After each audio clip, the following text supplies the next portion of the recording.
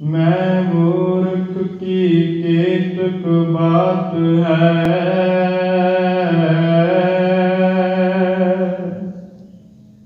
Coat पराधी तरियारे।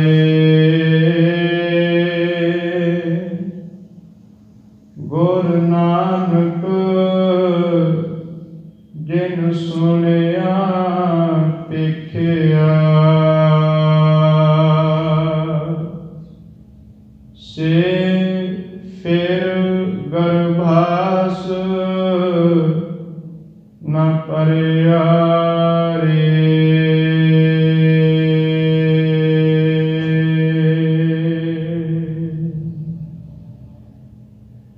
परम सन्मानयोग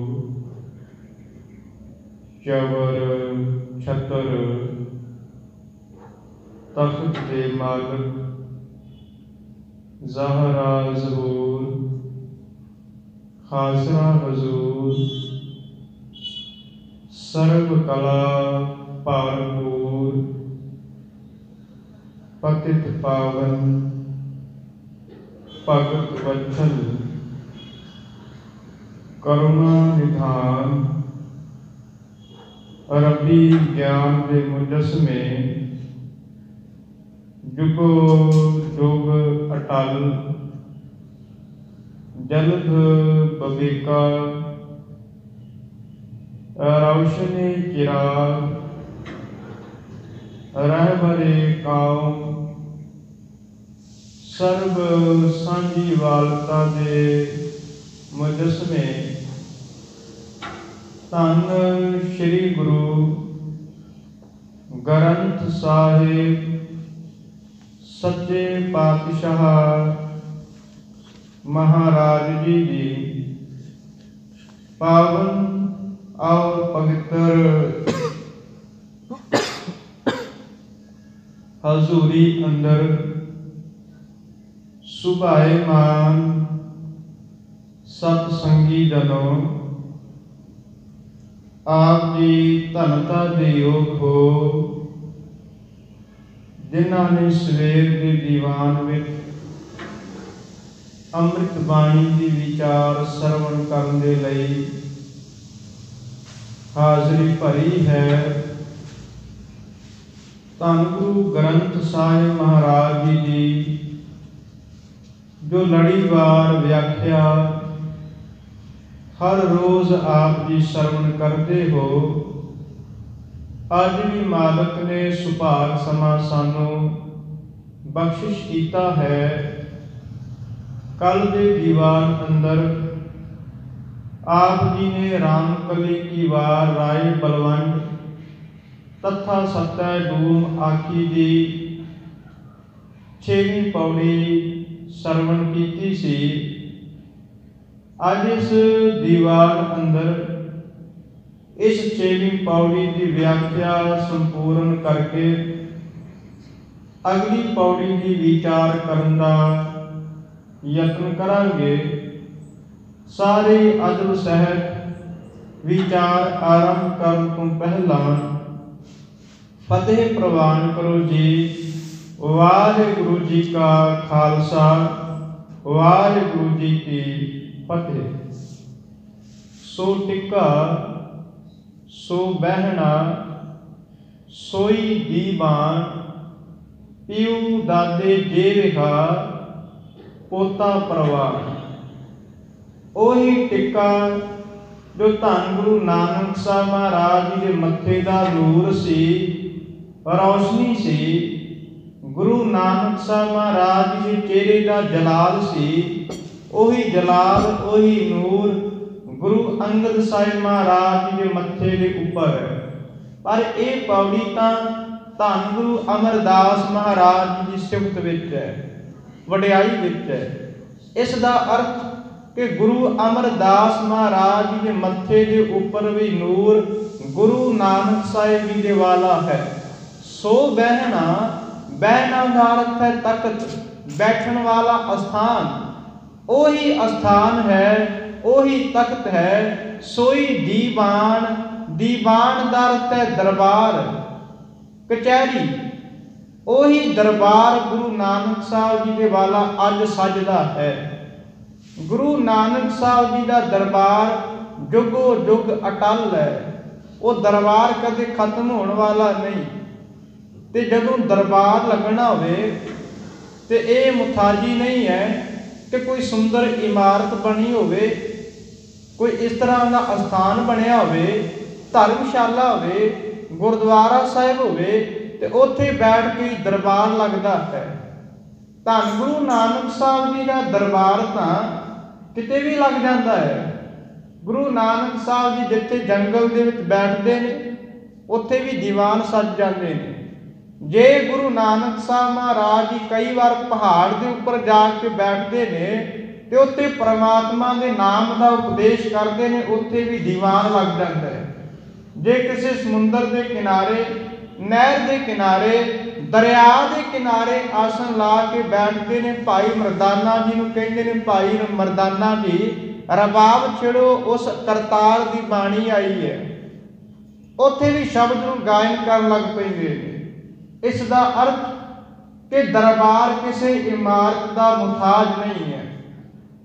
ਤੇ ਅੱਜ ਜੇ ਗੁਰੂ ਅੰਗਦ ਸਾਹਿਬ ਮਹਾਰਾਜ ਜੀ ਖਡੂਰ ਸਾਹਿਬ ਆ ਗਏ, ਜੇ ਗੁਰੂ ਅਮਰਦਾਸ ਮਹਾਰਾਜ ਜੀ ਗੋਇੰਦਵਾਲ ਸਾਹਿਬ ਦੀ ਧਰਤੀ ਤੇ ਆ ਗਏ ਨੇ ਤੇ ਸੰਸਾਰੀ ਤੌਰ ਤੇ ਫਿਰ ਤਾਂ ਦਰਬਾਰ ਬਦਲ ਚੁੱਕਾ ਹੈ।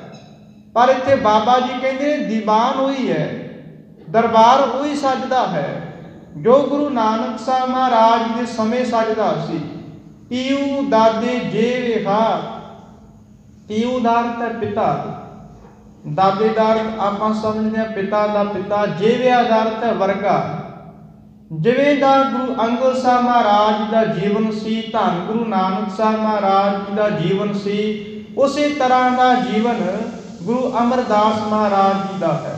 ਪੋਤਾ ਪ੍ਰਵਾਨ ਗੁਰੂ ਅਮਰਦਾਸ ਮਹਾਰਾਜ, ਗੁਰੂ ਨਾਨਕ ਸਾਹਿਬ ਮਹਾਰਾਜ ਦੀ ਗੱਦੀ ਦੇ ਉੱਤੇ ਪੋਤਰੇ ਲੱਗਦੇ ਨੇ ਤੇ ਉਹ ਪ੍ਰਵਾਨ ਵੀ ਨੇ। ਜਿਨ ਬਾਸ਼ਕ ਨੇਤਰੈ ਘੱਤਿਆ ਕਰ ਨਹੀਂ ਤਾਣ, ਪ੍ਰਵਾਨ ਤਾਂ ਹੁੰਦਾ ਹੈ ਜੇ ਕੋਈ ਮੁਸ਼ੱਕਤ ਘਾਲੀ ਹੋਵੇ, ਪ੍ਰਵਾਨ ਤਾਂ ਹੁੰਦਾ ਹੈ ਜੇ ਕੋਈ ਸੰਸਾਰ ਦੇ ਨਾਲੋਂ ਕੋਈ ਵੱਖਰਾ ਕਾਰਜ ਕੀਤਾ ਹੋਵੇ, ਪ੍ਰਵਾਨ ਤਾਂ ਹੁੰਦਾ ਹੈ ਜੇ ਕਿਸੇ ਨੇ ਆਪਣਾ ਜੀਵਨ ਸੁਚੱਜਾ ਬਣਾਇਆ ਹੋਵੇ। ਧੰਨ ਗੁਰੂ ਅਮਰਦਾਸ ਮਹਾਰਾਜ ਜੀ ਨੇ ਕੋਈ ਵੱਖਰਾ ਕਾਰਜ ਕੀਤਾ ਹੈ। ਗੁਰੂ ਅਮਰਦਾਸ ਮਹਾਰਾਜ ਜੀ ਨੇ ਉਹ ਸ਼ਬਦ ਨੂੰ ਰਿੜਕਿਆ ਹੈ ਜਿਸ ਕਰਕੇ ਪ੍ਰਵਾਨ ਹੋਏ ਨੇ। ਜਿਨ ਬਾਸ਼ਕ ਨੇਤਰੈ ਘੱਤਿਆ ਕਰ ਨਹੀਂ ਤਾਣ, ਬਾਸ਼ਕ ਦਾ ਅਰਥ ਨਾਗ ਹੈ ਤੇ ਗੁਰੂ ਅਮਰਦਾਸ ਮਹਾਰਾਜ ਜੀ ਨੇ ਮਨ ਨੂੰ ਨੇਤਰਾ ਬਣਾਇਆ ਹੈ। ਕਰ ਨਹੀਂ ਤਾਣ ਤੇ ਆਪਣੇ ਆਤਮਿਕ ਬਲ ਨੂੰ ਨੇਹੜੀ ਬਣਾ ਲਿਆ ਹੈ। ਜਿਨ ਸਮੁੰਦ ਵਿਰੋਲਿਆ ਕਰ ਮੇਰ ਮਧਾਨ, ਜਿਨ੍ਹਾਂ ਨੇ ਸ਼ਬਦ ਰੂਪੀ ਸਮੁੰਦਰ ਨੂੰ ਵਿਰੋਲਿਆ ਹੈ, ਰਿੜਕਿਆ ਹੈ, ਕਰ ਮੇਰ ਮਧਾਨ, ਤੇ ਉਹਨਾਂ ਨੇ ਉੱਚੀ ਸੁਰਤ ਨੂੰ ਮਧਾਣਾ ਪਰਬਤ ਸੁਮੇਰ ਪਰਬਤ ਬਣਾ ਲਿਆ ਹੈ। ਤੇ ਇਸ ਢੰਗ ਦੇ ਨਾਲ ਜਦੋਂ ਰਿੜਕਿਆ 14 ਰਤਨ ਨਿਕਾਲੇ ਹੀ ਤੋਨ ਚਾਨਾਨ, ਉਹਨਾਂ ਨੇ ਸ਼ੁਭ ਗੁਣਾ ਰੂਪੀ 14 ਰਤਨ ਕੱਢੇ ਕਿ ਤੋਨ ਚਾਨਾਨ, ਇਸ ਦੇ ਨਾਲ ਬੜਾ ਪ੍ਰਕਾਸ਼ ਹੋਇਆ ਹੈ, ਚਾਨਣਾ ਹੋਇਆ ਹੈ। ਬਾਬਾ ਫਰੀਦ ਸਾਹਿਬ ਜੀ ਕਹਿੰਦੇ ਨੇ, ਸੱਜਣਾ ਬਾਹਰੀ ਕਰਮ ਤੇ ਬੜੇ ਕੀਤੇ ਨੇ ਤੇ ਦੁਨੀਆ ਨੂੰ ਭੁਲੇਖਾ ਵੀ ਪੈ ਗਿਆ ਕਿ ਲੱਗਦਾ ਇਸ ਦਾ ਜੀਵਨ ਪ੍ਰਕਾਸ਼ਮਈ ਹੋ ਗਿਆ। ਜਦੋਂ ਮੋਢੇ ਦੇ ਉੱਤੇ ਮੁਸੱਲਾ ਰੱਖਿਆ, ਜਦੋਂ ਤਨ ਤੇ ਸਰੀਰ ਤੇ ਕਾਲੇ ਕੱਪੜੇ ਪਾਏ, ਕਿਉਂਕਿ ਬਾਬਾ ਫਰੀਦ ਸਾਹਿਬ ਜੀ ਸੂਫੀ ਨੇ ਤੇ ਸੂਫ ਦਾ ਅਰਥ ਪ੍ਰੋਫੈਸਰ ਸਾਹਿਬ ਸਿੰਘ ਜੀ ਕਰਦੇ ਨੇ ਕਾਲੇ ਕੱਪੜੇ, ਕਾਲੀ ਖਫਨੀ। ਅਸਲ ਵਿੱਚ ਸੂਫੀ ਕਿਹਾ ਹੀ ਉਸ ਨੂੰ ਜਾਂਦਾ ਹੈ ਜਿਹੜਾ ਕਿ ਕਾਲੇ ਵਸਤਰ ਪਾਉਂਦਾ ਹੋਵੇ। ਸੂਫੀਆਂ ਦਾ ਪੁਰਾਣਾ ਇਤਿਹਾਸ ਪੜ੍ਹ ਕੇ ਵੇਖੀਏ ਤੇ ਜਿਹੜਾ ਵੀ ਕੋਈ ਸੂਫੀ ਮਤ ਨੂੰ ਧਾਰਨ ਕਰਦਾ ਸੀ ਉਹ ਸਭ ਤੋਂ ਪਹਿਲਾਂ ਕਾਲੇ ਕੱਪੜੇ ਪਾਉਂਦਾ ਸੀ। ਕਾਲੇ ਵਸਤਰ ਪਾਉਣ ਤੋਂ ਬਾਅਦ ਆਪਣੇ ਆਪ ਨੂੰ ਸੂਫੀ ਕਹਿਲਾਉਂਦਾ ਸੀ। ਤੇ ਬਾਬਾ ਫਰੀਦ ਸਾਹਿਬ ਜੀ ਕਹਿੰਦੇ ਨੇ, ਫਰੀਦਾ ਕੰਨ ਮੁਸੱਲਾ, ਇੱਥੇ ਕੰਨ ਨਹੀਂ ਪੜਨਾ, ਕੰਨ ਭਾਰਾ ਕਰਕੇ ਪੈਰ ਦੇ ਵਿੱਚ ਹਲੰਤ ਲੱਗੀ ਹੈ। ਨੰਨੇ ਦੀ ਥੱਲੇ ਜੋ ਲਕੀਰ ਪਈ ਹੋਈ ਹੈ ਉਸ ਨੂੰ ਆਪਾਂ ਹਲੰਤ ਬੋਲਦੇ ਹਾਂ ਤੇ ਹਲੰਤ ਅੱਖਰ ਨੂੰ ਭਾਰਾ ਕਰਦੀ ਹੈ। ਫਰੀਦਾ ਕੰਨ ਮੁਸੱਲਾ, हे फरीद तेरे कंधे के उपर मोढे के उपर ये मुसला रखा होया, तो जदों नमाज पढ़ना है तो थले विछा के बैठ जाना। सूफ गल गल दे विच तूं ये काले कपड़े पाए हुए, फरीदा कन मुसला सूफ गल, दिल काती गुड़वार, अपने दिल दे विच तां तूं कैंची रखी हुई है, जुबान दे नाल बड़े मिठे शब्द बोलना है।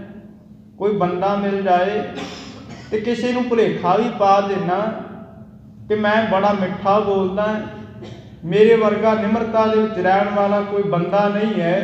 पर बाबा फरीद साहब जी कहते ने बाहर दिसै चानना दिल अंधियारी रात, बाहर तां भुलेखा पै रिहा जिवें कि जीवन दे विच सचमुच चानना हो गया होवे, रोशनी हो गई होवे, पर दिल अंधियारी रात, दिल दे विच मन दे विच तां अजे भी हनेरा ही पिया होया है। महाराज जी कहते ने ये रोशनी ये चानन तां हुंदा है जदों जीवन दे विच गुरु किरपा करके ज्ञान बख्शिश करदा है। भावें उस तरह किसी दियां अखां होण भावें ना होण, जे जीवन दे विच चानन नहीं होया तो महाराज जी कहते बाहरी प्रकाश का भी कोई लाभ नहीं है।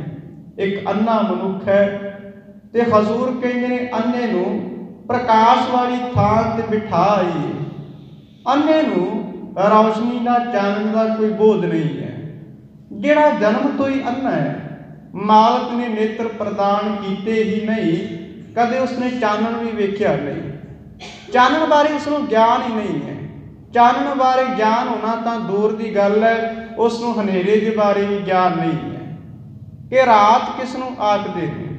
महाराज जी कहते ने अंधा चानन रखी है दीवे बलै 50, जे 50 दीवे जगा दिते जान, बाल दिते जान तो किसी अन्ने नूं उत्थे बिठा दिता जाए तो बाद विच पुछया जाए किन्ना कुछ चानन सी, अगों कहेगा कि मैं तो कदे रोशनी वेखी नहीं, मैं किवें दस सकदा किन्ना कुछ चानन सी।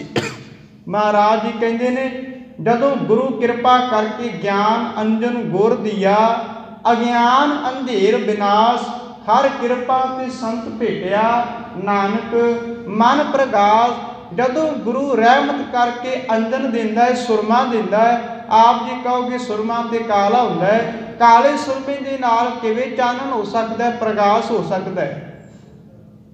महाराज जी कहते ने मैं वो सुरमे की गल नहीं कर रहा, वो कालक की गल नहीं कर रहा जिहड़ी कालक तुसीं नेत्रां दे विच अखां दे विच पाउंदे हो। एक महाराज जी ने उदाहरण ही लई है कि जिवें किसी दियां अखां खराब होण, रोशनी घट होवे, नज़र घट होवे ते अखां दे विच सुरमा कजल पाया जाता है कि शायद मेरियां अखां की जोत दोबारा ठीक हो जाए।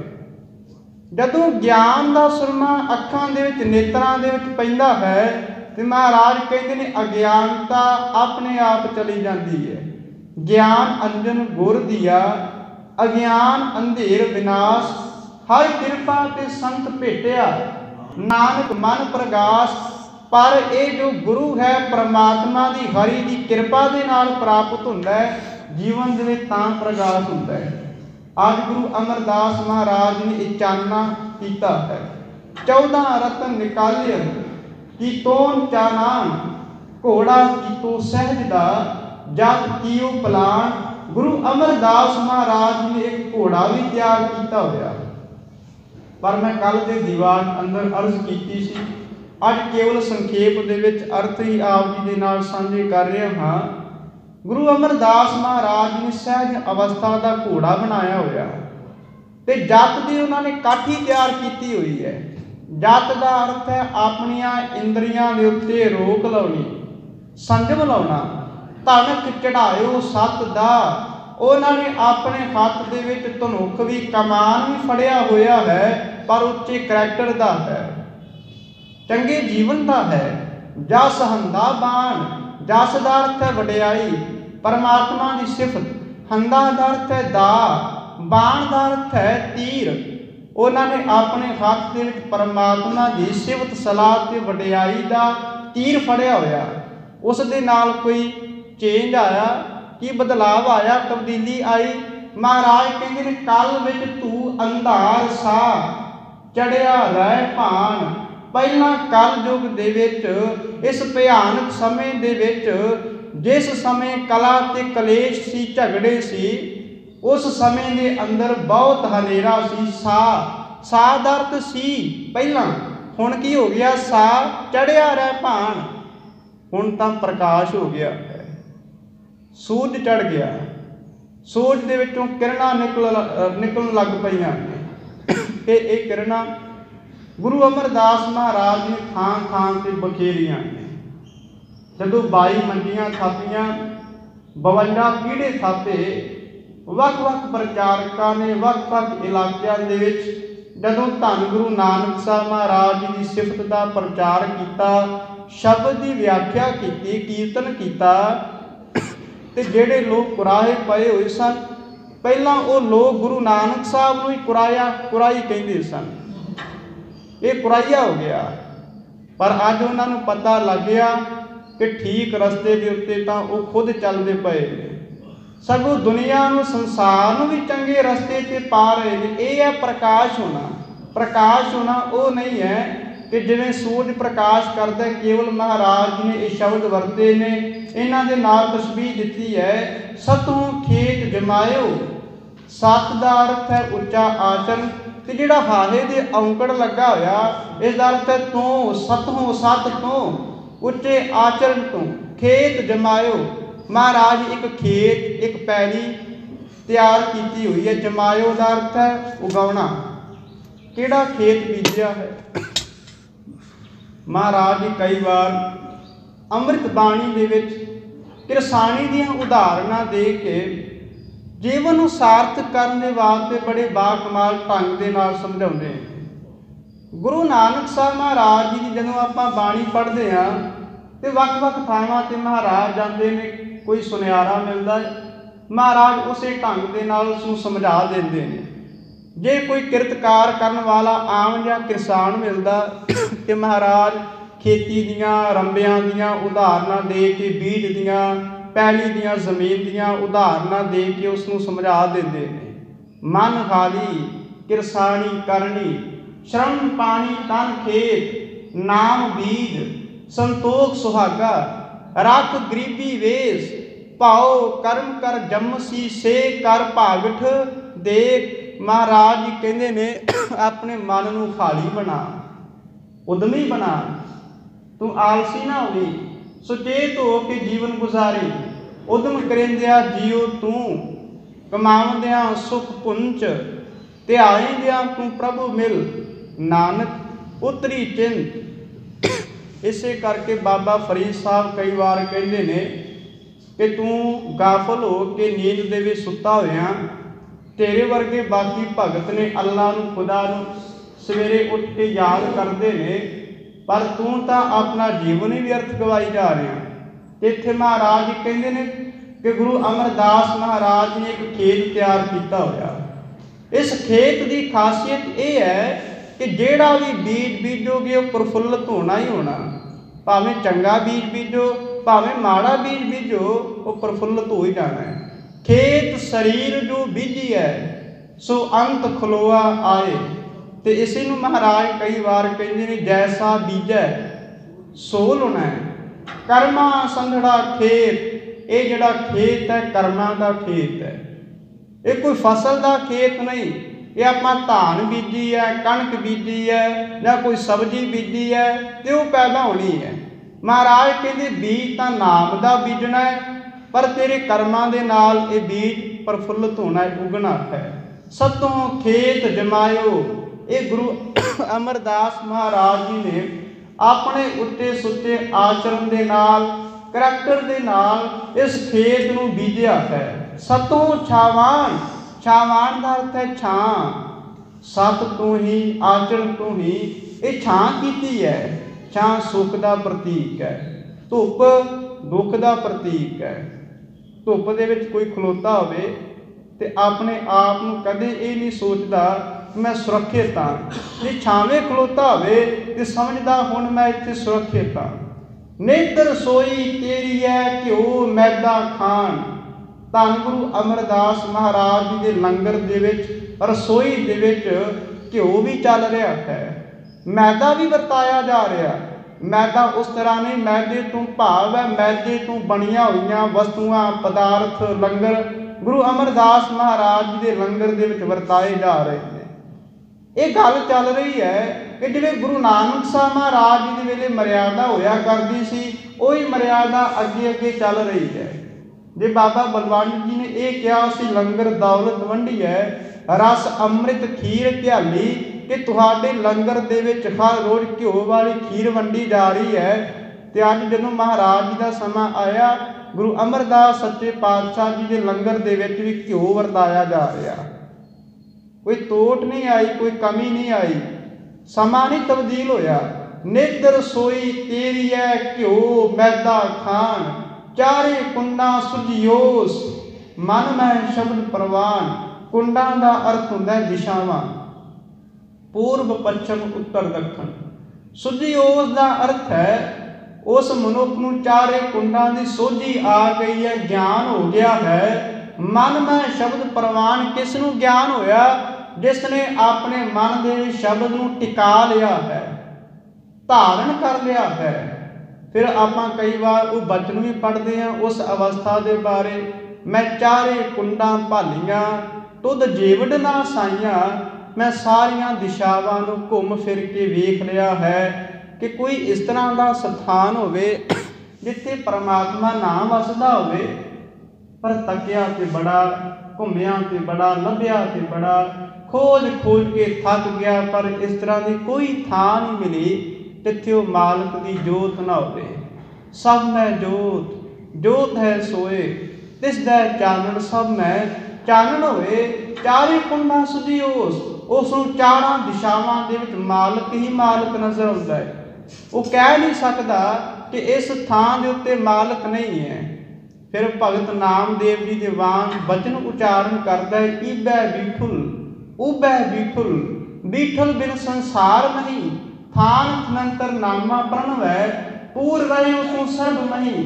ਗੁਰੂ ਅਰਜਨ ਸਾਹਿਬ ਮਹਾਰਾਜ ਜੀ ਖੁਦ ਉਚਾਰਨ ਕਰਦੇ ਨੇ, ਜਹਾਂ ਜਹਾਂ ਦੇਖਾਂ ਤਾਂ ਹਜ਼ੂਰ, ਦੂਰ ਕਤੋ ਨਾ ਜਾਈ, ਰਵ ਰਹਿਆ ਸਰਬੱਤਰ ਮੈਂ, ਮਨ ਸਦਾ ਧਿਆਈ। ਚਾਰੇ ਕੁੰਡਾਂ ਸੁਝਿਓਸ, ਮਨ ਮੈਂ ਸ਼ਬਦ ਪ੍ਰਵਾਨ, ਪਰ ਉਸ ਨੂੰ ਹੀ ਦਿਖਾਈ ਦਿੰਦਾ ਹੈ ਜਿਹੜਾ ਆਪਣੇ ਮਨ ਦੇ ਵਿੱਚ ਮਾਲਕ ਦੇ ਸ਼ਬਦ ਨੂੰ ਟਿਕਾ ਲੈਂਦਾ ਹੈ, ਧਾਰਨ ਕਰ ਲੈਂਦਾ ਹੈ। ਆਪ ਜੀ ਭਾਈ ਸਾਹਿਬ ਭਾਈ ਕਨ੍ਹਈਆ ਜੀ ਦੀ ਉਹ ਉਦਾਹਰਨ ਘਟਨਾ ਬਾਰੇ ਤਾਂ ਵਾਕਿਫ ਹੋ ਕਿ ਅਨੰਦਪੁਰ ਸਾਹਿਬ ਯੁੱਧ ਹੋ ਰਿਹਾ ਹੈ। ਭਾਈ ਕਨ੍ਹਈਆ ਜੀ ਆਪਣੇ ਮੋਢੇ ਦੇ ਉੱਤੇ ਮਸ਼ਕ ਰੱਖ ਕੇ ਮੈਦਾਨ ਦੇ ਵਿੱਚ ਘੁੰਮੀ ਜਾ ਰਹੇ, ਕਦੇ ਦੁਸ਼ਮਣਾਂ ਵਾਲੇ ਪਾਸੇ ਚਲੇ ਜਾਂਦੇ ਨੇ, ਕਦੇ ਸਿੱਖਾਂ ਵਾਲੇ ਪਾਸੇ। ਤੇ ਉਹਨਾਂ ਨੂੰ ਇਹ ਨਹੀਂ ਪਤਾ ਲੱਗ ਰਿਹਾ ਕਿ ਇਹ ਵੈਰੀ ਹੈ, ਇਹ ਦੁਸ਼ਮਣ ਹੈ। ਸਿੱਖਾਂ ਨੇ ਆ ਕੇ ਸ਼ਿਕਾਇਤ ਵੀ ਕਰ ਦਿੱਤੀ। ਜਿਹੜਾ ਮਿਹਨਤ ਕਰ ਰਿਹਾ ਹੋਵੇ, ਸਵੇਰ ਤੋਂ ਯੁੱਧ ਕਰ ਰਿਹਾ ਹੋਵੇ, ਦੁੱਖ ਤੇ ਲੱਗਦਾ ਹੀ ਹੈ, ਗੁੱਸਾ ਤੇ ਆਉਂਦਾ ਹੀ ਹੈ ਕਿ ਬੜੀ ਮੁਸ਼ੱਕਤ ਦੇ ਨਾਲ ਵੈਰੀਆਂ ਦਾ ਸਾਹਮਣਾ ਕਰ ਰਹੇ ਹਾਂ। ਤੇ ਦੂਜਾ ਵੈਰੀ ਬਹੁਤ ਗਿਣਤੀ ਦੇ ਵਿੱਚ ਨੇ, ਸ਼ਸਤਰ ਹਥਿਆਰ ਵੀ ਉਹਨਾਂ ਦੇ ਕੋਲ ਜ਼ਿਆਦੇ ਨੇ, ਘੋੜੇ ਵੀ ਜ਼ਿਆਦੇ ਨੇ, ਉਹਨਾਂ ਦੇ ਕੋਲ ਰਾਸ਼ਨ ਲੰਗਰ ਵੀ ਜ਼ਿਆਦਾ ਹੈ। ਸਾਡੇ ਕੋਲ ਲੰਗਰ ਦੀ ਵੀ ਕਮੀ ਹੈ, ਫੌਜ ਦੀ ਵੀ ਕਮੀ ਹੈ, ਹਥਿਆਰਾਂ ਦੀ ਵੀ ਕਮੀ ਹੈ। ਪਰ ਇਹ ਭਾਈ ਕਨ੍ਹਈਆ ਦੁਸ਼ਮਣਾਂ ਵਾਲੇ ਪਾਸੇ ਜਾਂ ਸਾਡੇ ਵਾਲੇ ਪਾਸੇ ਹੈ, ਪਤਾ ਨਹੀਂ ਲੱਗ ਰਿਹਾ। ਜਾ ਕੇ ਸ਼ਿਕਾਇਤ ਕਰ ਦਿੱਤੀ, ਕਹਿਣ ਲੱਗੇ ਮਹਾਰਾਜ ਤੁਹਾਡਾ ਸਿੱਖ ਜਿਹੜਾ ਭਾਈ ਕਨ੍ਹਈਆ ਹੈ ਉਹ ਦੁਸ਼ਮਣਾਂ ਨੂੰ ਪਾਣੀ ਪਿਲਾਈ ਜਾ ਰਿਹਾ। ਆਪਾਂ ਤੇ ਉਹਨਾਂ ਨੂੰ ਮਾਰ ਮਾਰ ਕੇ ਥੱਲੇ ਸੁੱਟਦੇ ਹਾਂ, ਪਰ ਪਾਣੀ ਪਿਲਾ ਕੇ ਫਿਰ ਉਠਾਈ ਜਾ ਰਿਹਾ। ਧੰਨ ਗੁਰੂ ਗੋਬਿੰਦ ਸਿੰਘ ਮਹਾਰਾਜ ਭਾਵੇਂ ਅੰਤਰਜਾਮੀ ਸ਼ਹਿਨਸ਼ਾਹ ਸਭ ਕੁਝ ਜਾਣਦੇ ਨੇ, ਪਰ ਸਿੱਖਾਂ ਦੇ ਮਨ ਦਾ ਸ਼ੰਕਾ ਦੂਰ ਕਰਨ ਦੇ ਵਾਸਤੇ ਕਹਿੰਦੇ ਨੇ ਬੁਲਾ ਕੇ ਲਿਆਓ। ਭਾਈ ਕਨ੍ਹਈਆ ਜੀ ਜਦੋਂ ਆਏ ਤੇ ਮਹਾਰਾਜ ਕਹਿਣ ਲੱਗੇ ਤੁਹਾਡੀ ਸਿੱਖ ਸ਼ਿਕਾਇਤ ਕਰ ਰਹੇ ਨੇ, ਤੁਸੀਂ ਦੁਸ਼ਮਣਾਂ ਨੂੰ ਪਾਣੀ ਪਿਲਾ ਰਹੇ ਹੋ। ਹੱਥ ਜੋੜ ਕੇ ਕਹਿੰਦੇ ਨੇ ਮਹਾਰਾਜ ਦੁਸ਼ਮਣ, ਇਸ ਸੰਸਾਰ ਦੇ ਵਿੱਚ ਕੋਈ ਦੁਸ਼ਮਣ ਵੀ ਹੈ? ਮੈਂ ਤਾਂ ਇਹੀ ਬਚਨ ਪੜ੍ਹੇ ਨੇ, ਇਹ ਜਗ ਸੱਚਾ ਕੀ ਹੈ ਕੋਠੜੀ, ਸੱਚੇ ਕਾ ਵਿਚਵਾਸ, ਇੱਕ ਨਾ ਹੁਕਮ ਸਮਾਏ ਲਈ, ਇੱਕ ਨਾ ਹੁਕਮੇ ਕਰੇ ਵਿਨਾਸ਼। ਮੈਂ ਤਾਂ ਤੁਹਾਡੀ ਇਹੀ ਬਾਣੀ ਪੜ੍ਹਦਾ ਹਾਂ कि ये विश्व संसार तुम देखते ये हर का रूप है, हर रूप नगरी आया, ये परमात्मा का रूप है। इत्थे तो कोई वैरी मैनूं दिखाई नहीं देता। मैं तो ये वचन पढ़दा हुन्ना, सबको उम्मीद हम आपन कीना, हम सबना के साजन, दूर परायो मेरे मन का बिरहा, ता मेल कियो मेरे राजन।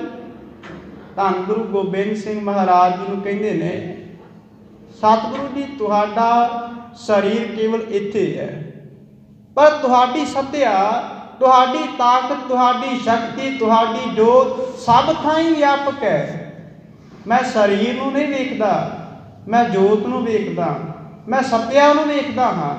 ते जिन्हां नूं इह सिख कह रहे ने दुश्मन ने, वैरी ने, उन्हां दे विच भी तां तुसीं विराजमान हो। धन गुरु गोबिंद सिंह महाराज जी अपने जेब दे विचों मलम पट्टी कढ़ के भाई कन्हैया जी नूं फड़ा के कहंदे ने, ये भी नाल रखियो। जे किसी का जख्म वेखो, सट वेखो, फट वेखो, तो उस समय इस मलम पट्टी के नाल सेवा करनी। भाई कन्हैया जी नूं किसी ने मैदान दे विच दोबारा रोकिया नहीं कि तुसीं दुश्मनां नूं क्यों पानी पिला रहे हो, क्यों मलम पट्टी कर रहे हो। भाई कन्हैया वर्गा जीवन होना कोई सौखी गल नहीं है। दूजी उदाहरण मैं भगत पूरन सिंह जी की आवाज़ नूं देण दा यतन करांगा। भावें कि भगत पूरन सिंह जी का जिक्र बहुत घट किया जाता है, पर अज के समय के अंदर जिन्हां ने 20वीं सदी दे विच महान कार्य कीते, उन्हां दी देण नूं भुलाउणा बहुत औखा है। जिन्हां नूं आपां कहते हैं कि लंगड़े ने, ये लूले ने, ये अनाथ ने, ये बजुर्ग ने, ये बदसूरत ने। भाई भगत पूरन सिंह जी कई बार एक रेड़े दे विच उन्हां नूं बिठा के पिंगलवाड़े दे विच लै के जांदे ने ते खुद आप भीख मंग के लोकां दे घरां दे विचों पैसे इकट्ठे करते ने, वस्त्र इकट्ठे करते ने ते उन्हां नूं जा के धन भी दिंदे ने, वस्त्र भी दिंदे ने, लंगर भी छकाउंदे ने। ते जिहड़े आप खुद प्रशादा पानी नहीं छक सकते, भगत पूरन सिंह जी कई बार अपने हत्थां दे नाल प्रशादा भी छकाउंदे ने। यह असल दे विच परमात्मा की जोत नूं सब थाई देखना। इत्थे हजूर कहंदे ने, चारे कुंडां सदियोस, परमात्मा की जोत सब थाई व्यापक हो रही है, पर उसनूं दिखाई देंदी है जो मन में शब्द प्रवान अपने मन दे विच शब्द नूं टिका लैंदा है। आवा गौन निवारियो कर नदन की शान, आवा दा हुंदा दुनिया उत्ते आउणा, गौन शब्द बनिया जान तो। फिर शरीर दे विचों आत्मा निकल के जदों जाती है उसनूं गमन आख्या जाता है। आवा गौन आउणा ते जाना, ये जिहड़ा आउणा ते जाना है, निवारियो दा अर्थ है बचना। सतगुरु उसनूं इस चक्कर तो बचा लैंदा है। ये चक्कर भी बड़ा आश्चर्य जिहा है, अजीब जिहा है। ये किते रुकदा ही नहीं है, घूमी ही जाता है, घूमी ही जाता है। केवल एक ही सब तो सिरमौर मनका है, वह है मनुखा जन्म। जिवें माला हुंदी है ते माला दे उत्ते एक मनका है जिसनूं आपां मेरू मनका आखदे हां। मेरू मनका किसी गिणती दे विच नहीं आउंदा, वो गिणती तो बाहर है। ये मनुखा जन्म एक ऐसा बेशकीमती जन्म है जिस जन्म दे विच भगती भी कीती जा सकती है, सिमरन भी किया जा सकता है, तो इस जन्म के अंदर आपां विकारां तो भी छुट सकते हैं, आवागम के बंधनों तो भी रहत हो सकते हैं। यही कारण कि भाई गुरदास जी वर्गे महापुरख व्याख्याकार फिलासफर कहते हैं कि मैं जन्म मरण तो छुटना नहीं चाहता। हैरान हो के सिख पूछते ने, भाई जी बाणी नूं रचन वाले हो, व्याख्या करने वाले हो, ते खुद कह रहे हो मैं जन्म मरण तो छुटना नहीं चाहता, की चाहते हो? अगों कहते हैं कि मैं मनुखा जन्म चाहना। खुले से बंधन मिख्या भलो है सी चानू जाते, जीव घात करा ना विकार होए आवे। कहते ने जे पिंजरे दे विच बाज नूं बंद कर दिता जाए तो पंछियां दे उत्ते प्रहार नहीं करता। जे बाज नूं पिंजरे तो बाहर रखिया जाए, निक्के निक्के पंछियां नूं खा लैंदा, मार दिंदा है। इस नालों तां यही चंगा है कि बाज नूं पिंजरे दे विच बंद करके रखिया जाए, जिस दे नाल दूजे पंछी बच जाण। खुले से बंधन बिकै भलो है सीचानो, सीचानो का अर्थ है बाज। खुले से बंधन बिकै भलो है सीचानो जाते, जीव घात करै ना विकार होए आवई। खुले से बंधन बिकै चकई भली जाते, राम रेख मेट निस्प्रे संग पावई। पिंजरे नालों तां चकवा ते चकवी भली है। इस बारे एक छोटी जी गल है, आप जी अर्ज करके अगे चलांगा। रामचंद्र जी नूं जिस वेले बनवास मिलिया ते क्या जांदा जंगल नूं जा रहे, जंगल दे विच अपनी पत्नी सीता दे नालों उन्हां दा विछोड़ा हो गया। ये नहीं पता कि सीता कित्थे चली गई है, उसनूं कौन चुक के उठा के लै गया।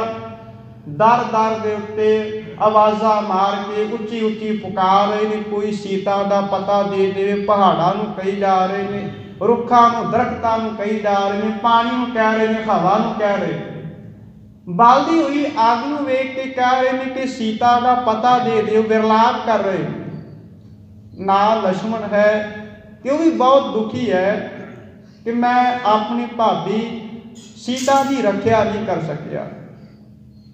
अगों हवा दे विच उड़दे उड़दे चकवा ते चकवी मिल गए। रामचंद्र उन्हां नूं पुछ रहा कि सीता का पता दस दिओ, जो चाहोगे मैं तुहानूं दे देवांगा। अगों सुन के दोने हस पे। हिंदू धर्म की भावी गाथा है। इस गाथा नूं बाबा कबीर साहब ने भी अपने सलोक के अंदर दर्ज किया है। ते साडा मतलब इस गाथा दे नाल नहीं है, साडा मतलब तो सिद्धांत दे नाल है, सिक्ख्या दे नाल है। ते वो दोनों सुन के हस पे। रामचंद्र होर क्रोध दे विच आ गए, गुस्से विच आ गए, कहन लगे मैं समय का अवतार, मैनू लोग कहते हैं कि विष्णु का अवतार है, 14 कला संपूर्ण है, अयोध्या का मैं राजा हाँ, शस्त्रधारी हाँ, मैं धनुख विद्या का जाणू हाँ, ते मेरा तुसीं उपहास किया, मेरी बदनामी की, अपमान किया है। रामचंद्र ने अपने म्यान दे विचों तलवार कढ़ लई। अगों फिर हस पे, कह लगे क्यों हसे? कह लगे साडे उपर तलवार चला रहा, जेड़ा तेरी पत्नी नूं उठा के लै गया, तलवार उत्थे कदों कित्थे गई सी?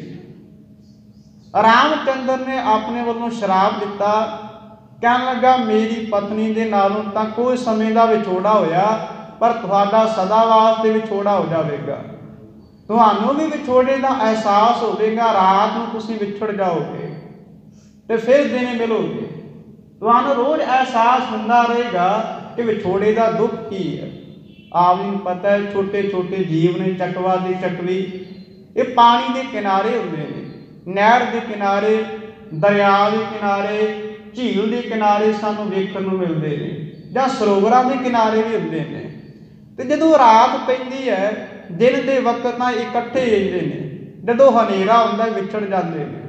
चकवा एक किनारे ते हुंदा है ते चकवी दूजे किनारे ते हुंदी है। दोने अपनी भाषा दे विच एक दूजे नूं आवाज़ मारदे ने। पर हैरानी की गल यह है कि चकवा दूजे पासे चलिया जाता है ते चकवी दूजे पासे चली जाती है, मिलाप फिर नहीं होता। रात इसे तरह घूमदियां घूमदियां बीत जाती है, पर मिलते नहीं। भाई गुरदास साहब जी कहते ने, ये चकवा ते चकवी जे पिंजरे दे विच रात नूं बंद कर दिते जाण, फिर ते विछोड़ा नहीं होवेगा, इकट्ठे रहणगे। इस करके मैं कहना वो पिंजरा भी धनता दे योग है, इन्हां वास्ते चंगा है जिहड़ा विछोड़ा नहीं होण दिंदा। खुले से बंधन बिखै चकई भली जाते, राम रेख मेट निस्प्रे संग पावई। रामचंद्र का शराब भी व्यर्थ हो जाएगा। निस्प्रे संग पावई, ते रात नूं अपने प्यारे दे नाल वो चकवी भी मिल सकती है। खुले से बंधन बिखै सुआ भलो प्रसिद्ध, सुन उपदेश राम नाम निवलावे। सुआ दा अर्थ है तोता। तोता जे खुला होवे, आज़ाद होवे, ते पता नहीं किस किस थां दे उत्ते भटकदा फिरे। जे उस उही तोते नूं पिंजरे दे विच बंद करके भाषा सिखाई जावे, भाषा के थां दे उत्ते राम नाम का रटन कराया जाए, जिवें कि गणिका ने करवाया सी। जे उस तोते नूं राम नाम का रटन करवाया जाए तो मालिक का नाम जपन लग पवेगा। इस नालों तां इह चंगा कि तोते नूं पिंजरे दे विच बंद कर दिता जाए ते राम नाम दा रटन करके वो कोई शुभ कर्म कर सके, सेवा कर सके। खुले से बंधन विख्या सूआ भलो प्रसिद्ध, सुन उपदेश राम नाम रे बुलावई। अगे भाई गुरदास साहब जी कहते हैं, मोख पदवी से तैसे मानस जन्म भलो, गुरमुख होए साध संग प्रभ ध्यावई। मैं भी इस करके आखदा हाँ, जिसनों दुनिया के लोग कहते हैं जन्म बंधन है, पिंजरा है, कैद है, गुलामी है, मैं उस गुलामी को स्वीकार करता। क्यों? कह लगे इस जन्म दे विच गुरमुखां दी संगत की जाती है, नाम नूं ध्याया जाता है, जीवन नूं सवारिया जाता है, ते यही जन्म मैं सब तो सिरमौर आखदा हाँ। इत्थे बाबा जी कहते हैं आवा गाउन निवारियो। ये जिहड़ा आवा गाउन है, इस आवा गाउन तो, इस बंधन तो सतगुरु जी बचा लेंदे ने। जिवें भाई गुरदास जी के वर्गे महापुरख आवागमन तो बच गए ने, ते इस बारे महाराज कई बार सानू समझाउणा भी करते ने कि पहला तेरा जिहड़ा जीवन सी वख-वख जूना तो हुंदियां होया इस जन्म दे विच आया है। कई जन्म भय कीट पतंगा, कई जन्म गज मीन कुरंगा, कई जन्म पंखी सर्प होयो, कई जन्म हैब वृख जोयो। मिल जगदीश मिलन की बरिया, चिरंकाल ए दे संजरिया। कई बार महाराज कहते हाथी भी बन गया, कई बार तू मच्छी भी बन गया, कई बार हिरन भी बन गया, कई बार तू बलद भी बनया। ते बलद दे उत्ते तां भार रखिया जाता है। जदों जूला उसकी धाम के उत्ते आउंदा है, किन्ना दुख आउंदा होवेगा। ते महाराज जी कहने तू दुख सहा, तू कबूल किया धक्के दे नाल, भावें अपनी सहमति दे नाल। हजूर ने अज रहमत कर दी है। जिहड़ा शब्द नूं सुन लैंदा है ते महाराज जी कहते सतगुरु उसनूं आवा गवन को निवार लैंदा है, बचा लैंदा है। आवा गौन निवारियो कर नदर नीशान। किवें बचाउंदा है ये भी महाराज ने दस दिता। नदर दा अर्थ हुंदा है मेहर, बख्शिश, रहमत। नीशान ये भी शब्द ध्यान योग है, विचारण योग है। निशान का अर्थ निशान, परवाना, राहदारी है। तो शायद आप जी पहला भी मैं अर्ज की सी कि जप बाणी का पहला नाम जप निशान है। आप जी तत्करे दे विच नाम पढ़ोगे तो इकल्ला जप नहीं आता, जप के नाल निशान भी आता है। इस दर ते जिहड़ा ये जप जी साहिब है ये निशान है, राहदारी है, परवाना है। ये राहदारी की हुंदी है? जदों कोई विदेश तो व्यापार करके बहुत माल लैके समान लैके अपने देश विच आउंदा है, ते जे उस कोल राहदारी है, ये उसनूं देश दे विच आउण दे वास्ते, दाखल होण दे वास्ते आग्या मिल जाती है। जे राहदारी नहीं है तो समझा जाता है ये देश की आग्या के विरुद्ध व्यापार कर रहा है। हजूर कहते ने ये जिहड़ा नाम है गुरु साहब की बख्शिश है, एक राहदारी की तरह, परवाने की तरह है, निशान की तरह है। इस राहदारी के नाल ही आवागमन तो बचया जाता है। आओ तरिया अवतार लै सो पुरख सुजान। धन गुरु अमरदास महाराज जी तो इस तरह ने जिवें परमात्मा ने आप खुद अवतार धारिया होवे। ये दो शब्द ने, एक अवतरिया ते दूजा शब्द है अवतार। अवतरिया का अर्थ है जम्मिया, अवतार का अर्थ है जन्म लैना। अवतरिया अवतार लै सो पुरख सुजान। सो का अर्थ है वह, पुरख का अर्थ है जो पूरिया होया, व्यापक है, सब थाई रमिया होया। सुजान, सुजान का अर्थ है जो बहुत सियाणा है। परमात्मा के बारे गल चल रही है, जिहड़ा परमात्मा सियाणा ते व्यापक है। इस तरह लगता है कि जिवें उसने गुरु अमरदास महाराज जी का शरीर धारण कर लिया होवे। पछाणना बड़ा औखा हो जाता है। जदों सैयद खान धन गुरु गोबिंद सिंह महाराज जी के कोल आउंदा है ते हैरान हो गया, कहन लगा किहड़े गुरु गोबिंद सिंह महाराज की गल करदे हो? थोड़े जे उन्हां दे कोल सिख ने ते लखां की गिणती दे मुगल सेना है। जे ਲੱਖਾਂ ਦੀ ਗਿਣਤੀ ਦੇ ਵਿੱਚ ਸਾਡੇ ਕੋਲ ਸੈਨਾ ਹੋਵੇ ਤੇ ਆਪਾਂ ਤੇ ਇੱਕ ਦਿਨ ਦੇ ਵਿੱਚ ਹੀ ਉਹਨਾਂ ਨੂੰ ਫਤਿਹ ਕਰ ਲਵਾਂਗੇ। ਸੈਦ ਖਾਨ ਚੜ੍ਹ ਕੇ ਆਇਆ, ਪਰ ਜਦੋਂ ਸਾਹਮਣੇ ਗੁਰੂ ਗੋਬਿੰਦ ਸਿੰਘ ਮਹਾਰਾਜ ਨੂੰ ਤੱਕਿਆ, ਦਰਸ਼ਨ ਕੀਤੇ ਤੇ ਰੁਕ ਗਿਆ। ਰੁਕ ਕੇ ਸਿਪਾਹੀਆਂ ਨੂੰ ਕਹਿੰਦਾ, ਯਾ ਅੱਲਾ, ਇਹ ਖੁਦਾ ਹੈ ਜਾਂ ਖੁਦਾ ਦਾ ਨੂਰ ਹੈ? ਮੈਨੂੰ ਪਤਾ ਨਹੀਂ ਲੱਗ ਰਿਹਾ ਕਿ ਖੁਦ ਮੇਰੇ ਸਾਹਮਣੇ ਖੁਦਾ ਖਲੋਤਾ ਹੋਇਆ ਤਾਂ ਖੁਦਾ ਦਾ ਕੋਈ ਨੂਰ ਹੈ, ਅੰਸ਼ ਹੈ। ਮਹਾਰਾਜ ਜੀ ਕਹਿੰਦੇ ਨੇ, ਗੁਰੂ ਅਮਰਦਾਸ ਮਹਾਰਾਜ ਇਸ ਤਰ੍ਹਾਂ ਲੱਗ ਰਹੇ ਨੇ, ਅਵਤਰਿਆ ਅਵਤਾਰ ਲੈ ਸੋ ਪੁਰਖ ਸੁਜਾਨ, ਉਸ ਪਰਮਾਤਮਾ ਨੇ ਜਨਮ ਧਾਰਨ ਕਰ ਲਿਆ ਹੈ। ਝੱਖੜ ਵਾਉ ਨਾ ਡੋਲਈ ਪਰਬਤ ਮੇਰਾਨ, ਕਿੰਨੀ ਸਿਫਤ ਕੀਤੀ ਹੈ। ਕਹਿੰਦੇ ਨੇ ਗੁਰੂ ਅਮਰਦਾਸ ਮਹਾਰਾਜ ਜੀ ਜੀਵਨ ਦੇ ਵਿੱਚ ਇਵੇਂ ਵਿਚਰਦੇ ਨੇ ਜਿਵੇਂ ਸੁਮੇਰ ਪਰਬਤ ਹੋਵੇ। ਸੁਮੇਰ ਪਰਬਤ ਤਾਂ ਸਥਿਰ ਹੈ, ਅਹਿਲ ਹੈ, ਇੱਕ ਥਾਂ ਤੇ ਖਲੋਤਾ ਹੋਇਆ ਤੇ ਉੱਥੇ ਖਲੋਤਾ ਹੋਇਆ। ਇੰਨਾ ਜ਼ਿਆਦਾ ਉਹਦਾ ਵਜਨ ਹੈ, ਭਾਰ ਹੈ, ਜਦੋਂ ਬਹੁਤ ਜ਼ਿਆਦਾ ਝੱਖੜ ਵੀ ਝੁੱਲੇ ਤੇ ਹਵਾ ਟਕਰਾ ਕੇ ਵਾਪਸ ਚਲੀ ਜਾਂਦੀ ਹੈ, ਹਵਾ ਦਾ ਕੋਈ ਜ਼ੋਰ ਨਹੀਂ ਹੈ। ਮਹਾਰਾਜ ਪਰਬਤ ਦੀ ਤਰ੍ਹਾਂ ਅਹਿਲ ਇੱਕ ਥਾਂ ਦੇ ਉੱਤੇ ਖਲੋਤੇ ਹੋਏ ਨੇ, ਝੱਖੜ ਉਹਨਾਂ ਦਾ ਕੋਈ ਵਿਗਾੜ ਨਹੀਂ ਸਕਦਾ। ਇਹ ਝੱਖੜ ਹੀ ਤਾਂ ਹੈ। ਦੁਨੀਆ ਦੇ ਲੋਕਾਂ ਨੇ ਬਦਨਾਮੀ ਕੀਤੀ ਕਿ ਗੁਰੂ ਅਮਰਦਾਸ ਮਹਾਰਾਜ ਜੀ ਧੰਨ ਗੁਰੂ ਅੰਗਦ ਸਾਹਿਬ ਜੀ ਦੇ ਕੁੜਮ ਨੇ ਤੇ ਕੁੜਮ ਹੀ ਕੁੜਮ ਕਿਸੇ ਦੇ ਘਰ ਦੇ ਵਿੱਚ ਸੇਵਾ ਕਰੇ, ਇਹ ਤਾਂ ਬੜੀ ਅਣਹੋਣੀ ਦੀ ਗੱਲ ਹੈ। ਪਰ ਦੁਨੀਆ ਦੀਆਂ ਵਡਿਆਈਆਂ ਨੂੰ, ਬੇਇੱਜ਼ਤੀ ਨੂੰ, ਬਦਨਾਮੀ ਨੂੰ, ਅਪਮਾਨ ਨੂੰ ਛੱਡ ਦਿੱਤਾ। ਜਦੋਂ ਬੀਬੀ ਅਮਰੋ ਜੀ ਦੇ ਨਾਲ ਬਾਸਰਕੇ ਦੀ ਧਰਤੀ ਤੋਂ ਚੱਲ ਕੇ ਖਡੂਰ ਸਾਹਿਬ ਆਏ ਸਨ ਤੇ ਉਹਨਾਂ ਨੇ ਇਹ ਨਹੀਂ ਸੀ ਕਿਹਾ ਕਿ ਮੈਂ ਆਪਣੇ ਕੁੜਮ ਦੇ ਕੋਲ ਜਾ ਰਿਹਾ। ਇਤਿਹਾਸ ਕਹਿੰਦਾ ਹੈ ਕਿ ਸਤਿਗੁਰੂ ਜੀ ਨੇ ਆਪਣੇ ਮੋਢੇ ਦੇ ਉੱਪਰ ਇੱਕ ਲੋਈ ਲਈ ਹੋਈ ਸੀ, ਚਾਦਰ ਲਈ ਹੋਈ ਸੀ। ਚਾਦਰ ਦੇ ਵਿੱਚ ਮਹਾਰਾਜ ਦੇ ਹੱਥ ਸਨ ਤੇ ਅੱਗੋਂ ਗੁਰੂ ਅੰਗਦ ਸਾਹਿਬ ਮਹਾਰਾਜ ਜੀ ਮਿਲਣ ਵਾਸਤੇ ਆਏ। ਉਹਨਾਂ ਦੇ ਮਨ ਦੇ ਵਿੱਚ ਇਹ ਭਾਵਨਾ ਨਹੀਂ ਸੀ ਕਿ ਅੱਜ ਮੇਰੇ ਤੋਂ ਵੱਡੇ ਕੁੜਮ ਮਿਲਣ ਵਾਸਤੇ ਆਏ ਨੇ। ਗੁਰੂ ਅੰਗਦ ਸਾਹਿਬ ਸੋਚ ਰਹੇ ਨੇ ਕਿ ਬਜ਼ੁਰਗ ਨੇ ਸਤਿਕਾਰ ਕਰਨ ਦੇ ਵਾਸਤੇ ਅੱਗੋਂ ਹੋ ਕੇ ਆਏ, ਅੱਗੋਂ ਹੱਥ ਵੀ ਜੋੜ ਦਿੱਤੇ। ਪਰ ਗੁਰੂ ਅਮਰਦਾਸ ਮਹਾਰਾਜ ਕਹਿਣ ਲੱਗੇ, ਗੁਰੂ ਪਿਤਾ ਜੀ, ਅੱਜ ਮੈਂ ਕੁੜਮ ਬਣ ਕੇ ਨਹੀਂ ਆਇਆ, ਅੱਜ ਸਿੱਖ ਬਣ ਕੇ ਆਇਆ। ਚਾਦਰ ਦੇ ਵਿੱਚੋਂ ਹੱਥ ਕੱਢ ਕੇ ਚਰਨਾਂ ਦੇ ਉੱਤੇ ਹੱਥ ਰੱਖ ਦਿੱਤੇ। ਕਹਿਣ ਲੱਗੇ, ਮਹਾਰਾਜ ਅੱਜ ਕੁੜਮ ਨਹੀਂ, ਸਿੱਖ ਬਣਾ ਲਓ। ਤੇ ਸਿੱਖੀ ਇੰਨੀ ਕੁ ਉਹਨਾਂ ਨੇ ਕਮਾਈ, 11 ਸਾਲ ਆਪਣੇ ਕੰਧੇ ਦੇ ਉੱਪਰ ਗਾਗਰ ਰੱਖ ਕੇ ਨਿੱਠਾ ਪ੍ਰਤੀ ਰੋਜ਼ਾਨਾ ਨਿਯਮ ਦੇ ਨਾਲ ਪਾਣੀ ਲੈ ਕੇ ਗੁਰੂ ਅੰਗਦ ਸਾਹਿਬ ਮਹਾਰਾਜ ਦਾ ਇਸ਼ਨਾਨ ਕਰਵਾਇਆ। ਭਾਵੇਂ ਸਰਦੀ ਹੋਵੇ, ਗਰਮੀ ਹੋਵੇ, ਮੀਂਹ ਹੋਵੇ, ਹਨੇਰੀ ਹੋਵੇ, ਨਾਗਾ ਕੋਈ ਨਹੀਂ ਪਿਆ।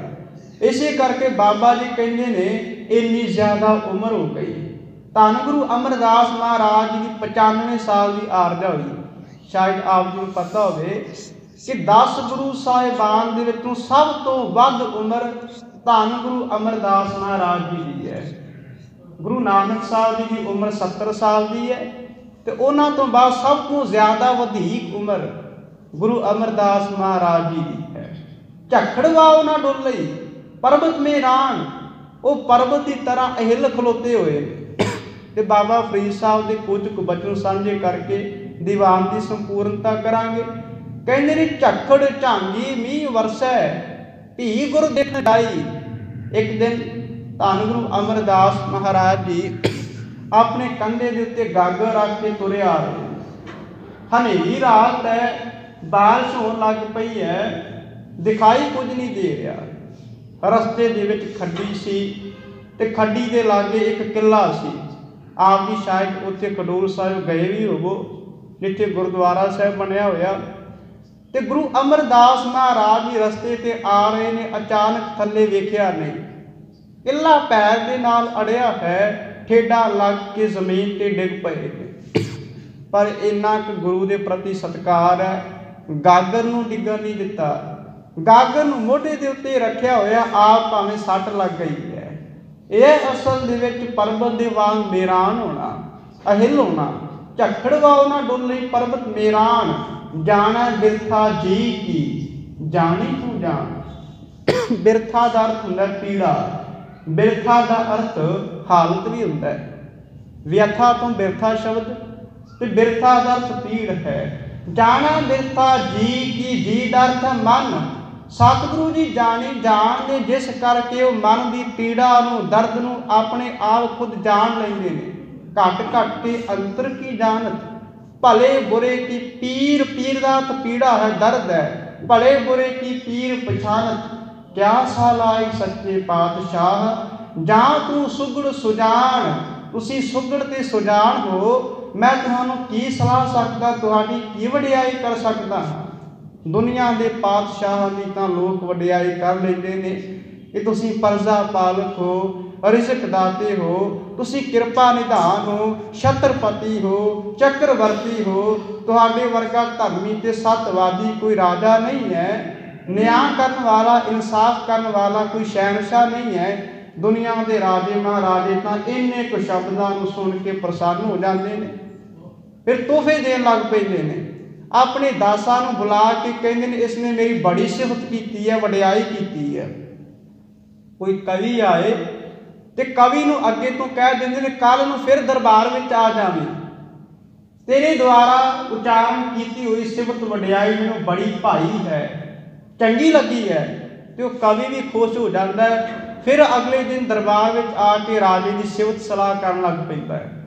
पर महाराज कहते मेरे को शब्द ही कोई नहीं है। क्या साला ही सच्चे पातशाह जां तू सुगड़ सुजान, तू खुद आप सुजान है, सियाणा है, मैं तुहाडी की वडियाई करा। दान जे सतगुर भाव सी सो सत्ते दान। अगों बाबा सत्ता जी कहते हैं जे गुरु अमरदास महाराज मैनू बख्शिश मंगण वास्ते कहण ते अगों मैं कहांगा मैनू बख्शिश मंगनी भी नहीं आती।